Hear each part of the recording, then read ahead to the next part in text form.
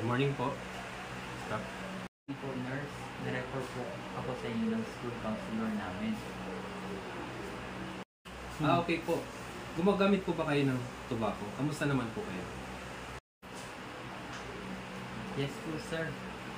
1 year na po akong gumagamit ng tobacco.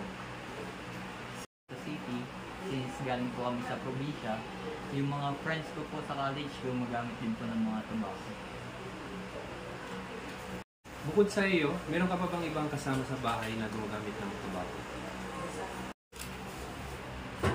Kami lang po ng nanay ko ang nakatira sa bahay. Ako lang po yung naninigarilyo. I need you to know that quitting smoking is the most important thing you can do to protect your current and future health, and also for your mother. If you are thinking of quitting at this time, I can help you get started. Alam ko naman po yan, sir.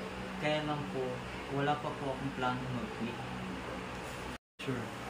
Mahirap talagang mag-quit.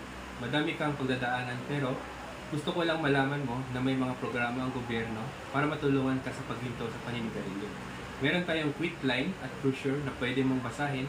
Kapag naisipan mo na mag-quit, tawag ka lang sa quit line. Okay po, sir. Maraming salamat po.